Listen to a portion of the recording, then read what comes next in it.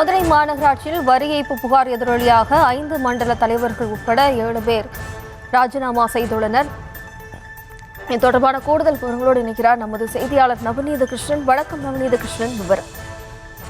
100 வார்டுகளை கொண்ட மதுரை மாநகராட்சியில் வரி ஏய்ப்பு புகார் காரணமாக ஏற்கனவே மண்டல தலைவர்கள் ராஜினாமா செய்ய உத்தரவிட்டிருந்த நிலையில இன்றைய தினம் பார்த்தோமேனால் 5 மண்டல தலைவர்கள் மற்றும் 2 குழுவினர் என 7 பேர் ராஜினாமா செய்திருப்பது பரபரப்பை ஏற்படுத்தியிருக்கிறது.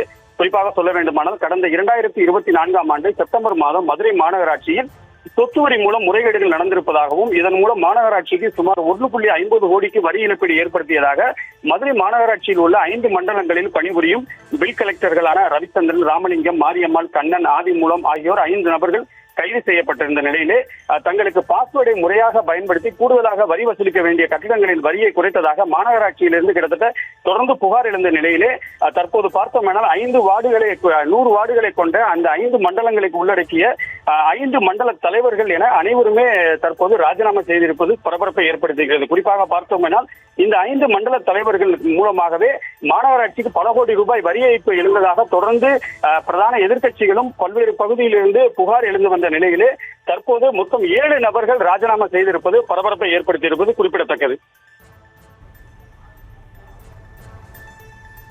விவரங்களுக்கு நன்றி நவநீத கிருஷ்ணன்.